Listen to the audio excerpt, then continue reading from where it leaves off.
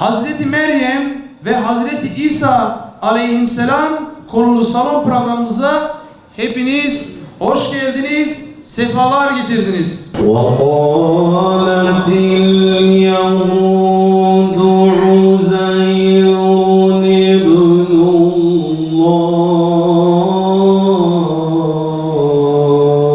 قَالَتِ الْيَهُودُ عُزَيْرٌ ابْنُ اللّٰهِ وَقَالَتِ النَّصَارَى الْمَسِيحُ ابْنُ اللّٰهِ Müjdeler olsun ey çağın sonundayız.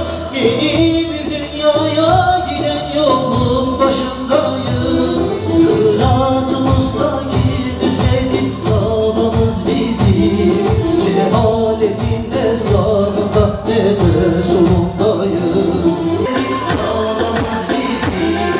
Cehaletin de sağında ne de solundayız. Peygamberi Huda ne rehber şibana insan Kesir peyvan neçet beni çira şeytan Şeytan ya veyvan bike zalim o veleyne nas Ya veyd ben zulmeyna derbas bike amrivan Şeytan ya veyvan bike zalim o veleyne nas Ya veyd ben zulmeyna derbas bike amrivan Hazreti Meryem çocukluk çağını iman, ilim, edep, ahlakla dolu dolu geçirdikten sonra artık yetişkin bir insandır.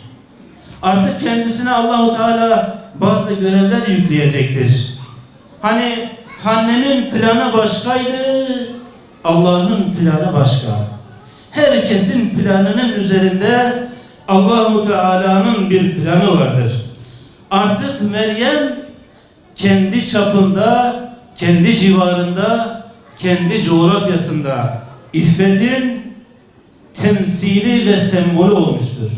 Ki Kur'an-ı Kerim'de ismi geçen ve defalarca geçen tek bayan, tek kadın Hazreti Meryem'dir. İmran ailesi anne ile başlar, dedik bir dua.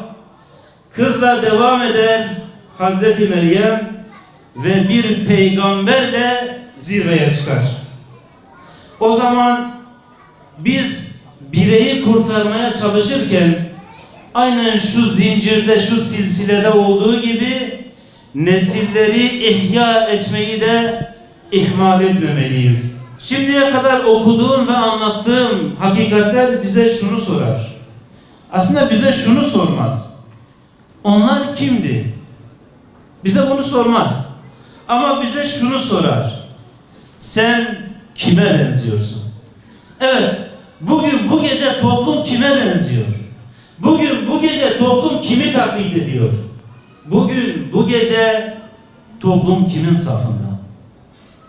Peygamberler bize tapın demediler. Bizi ilahlaştırın demediler. Biz Allah'ın kuluyuz dediler. O zaman biz de bugün duruşumuzla, okuyuşumuzla, tefekkürümüzle haykıralım ki bizler Allah'ın kuluyuz. Hazreti Meryem'in imtihanının ağırlığını anlamak istersek şöyle düşünelim. Ömrü boyunca hiç yalan söylememiş birine yalancı demek, hiç hırsızlık yapmamış birisine hırsız demek ya da iffetiyle ve edebiyle bilinen birisine iffetli demek. İşte Hazreti Meryem çağında ve hatta kıyamete kadar Allahu Teala'nın şahitliğiyle en iffetli kadın olmasına rağmen o günün Yahudi toplumunda, o günün İsrailoğullarının hakim olduğu toplumda kendisine iffetsizlik iftirası atılıyor. Ne oluyor biliyor musunuz? Allahu Teala Meryem'i susturuyor. Sen sus ey Meryem. Sana atılan bu iftira o kadar büyüktür ki ey Meryem sen sus. Ey mucize sen konuş. Allahu Teala kulu için mucize konuşturuyor. Hazreti İsa'nın doğumu mucizedir. Babasız dünyaya gelmiştir. Babası yok. Allah-u Teala onu kendi tarafından bir ruh olarak Meryem'e ilka etti. Babası yok. Bütün dünyanın şu konuda mutabık olması gerekiyordu. Hazreti İsa'nın doğumu, çocukluğu, gençliği, daveti ve Allah-u Teala tarafından kendi katına çıkarılması. Bütün dünyanın bu konuda mutabık olduğu bir bilgi silsilesi elimizde olmalıydı.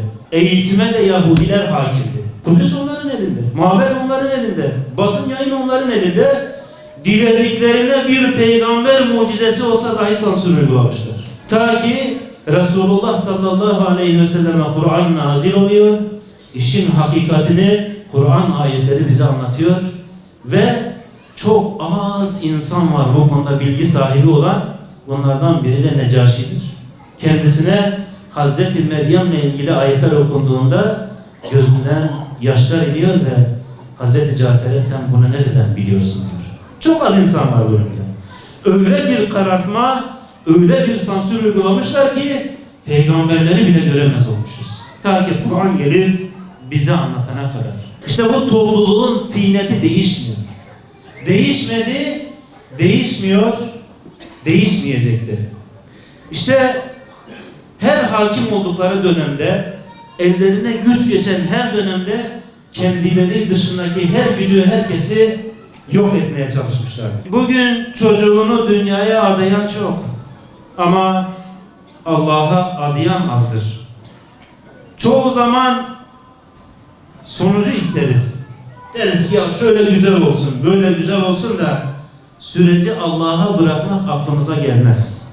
Oysa İmran ailesi sonucu da süreci de Allah'a bıraktılar.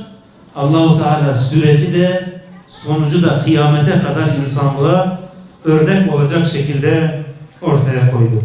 İlahi ya Rabbi, sen affedicisin, affetmeyi seversin, bizleri affeyle ya Rabbi. İlahi ya Rabbi, İslam'ın izzetine uygun davranmayı bizlere nasip eyledin. 3 aylara kavuşturdun. Sana sonsuz şükürler olsun ya Rabbi. İlahi ya Rabbi, bizleri Kur'an'ın yolundan ayırma ya Rabbi. Peygamberimizin sünnetinde daim eyle ya Rabbi. Bizleri sağlık ve afiyet